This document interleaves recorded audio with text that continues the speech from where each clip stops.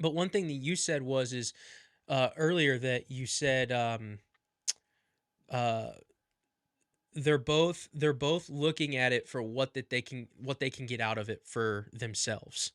And I think that's a Mhm. really good segue into one of your themes about just how it's just transactional, how it can be transactional. Mhm. So, Yeah. your theme was love is not transactional. Yeah.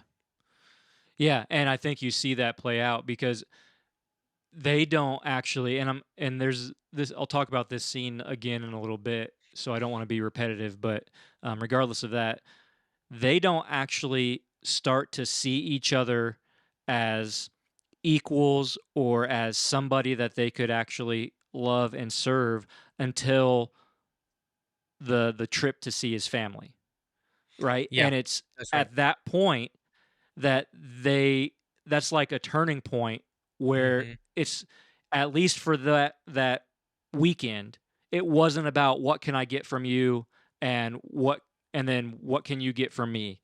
Like their agendas fell to the wayside, and then that's where a relationship actually started to build. And Right. so with that, you can see that play out, and I think that's just an extreme version or allegory for the way dating is, and even marriage to some degree is in society now.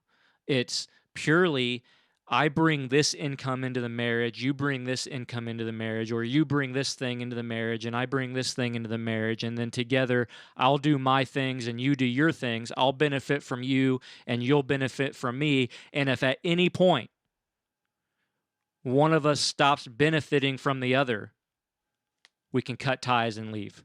We can Yeah, just get out. it's a business This contract, not transaction a. isn't working Yep, anymore. It's a that's business right. contract, or a business agreement, and that that's a big part of a breakdown in marriage, and that is not two sides coming together for an agreement or for a purpose. It's, the Bible would refer to as a covenant. It's me committing to you regardless of what I get from you. So, it's everyone kind of um, everyone kind of probably thinks it's cliche nowadays, but every wedding you hear "till death do us part," right? You hear "for better or for worse," right? It's not just when I'm worse; it's also when I have to be the strong one and they're the weak one, and then vice Right. versa when I'm the weak one and they have to be the strong one, right? There's a constant giving of yourself to the other person for better or for worse, regardless of the situation, and those vows have gotten to the point where, they don't really mean anything. Um, it's just part of the list of things you have to say in order to get your marriage license and, have your reception and then move on to whatever comes next. So, in society, love is just very transactional, and that has caused all kinds of issues in marriage with, divorce rates and, um, kids in homes without fathers, and just the ease that somebody can just cut ties and leave, Let me ask you this especially question. in a lot of situations, men. Yeah, let me ask Go you this ahead. question because the theme is love is not transactional. Hmm. Do you see a correlation between romance being more or maybe not correlation, maybe that's the wrong word, but I guess what I'm saying is that business agreement or that business contract that you just spoke about in romance does not present itself in friendship. So Can you like say that again? in our society today, I would say that what we just talked about, our discussion on love not being transactional, Hmm. but it is in our society. I don't know if I Hmm. necessarily see the same with being like friends with someone or like friendship in a broader scope. I don't know if I see the same like, hey, we're friends and I'm going to get it out of you and you're going to, I don't necessarily I think it's more of just more of what maybe I'm there to help. I think friendship is still kind of shallow in our society, so I'm just speaking Hmm. broadly, but I don't necessarily see the same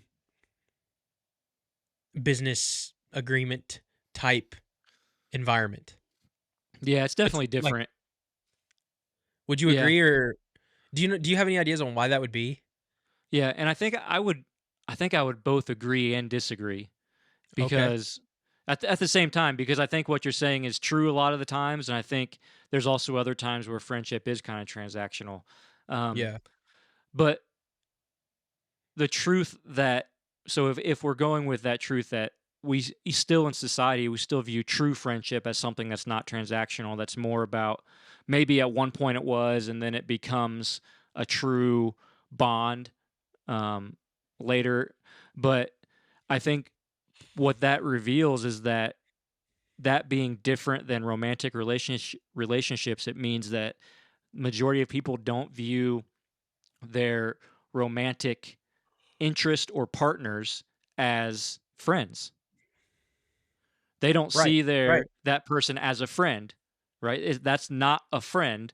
That's somebody. I don't get my friendship needs filled by this person. I get my romantic needs filled by this person, right? It's not building Right. a And I think I friendship and agree a with the way you bond with worded one that. It's another. Yeah. it's it's my romantic needs.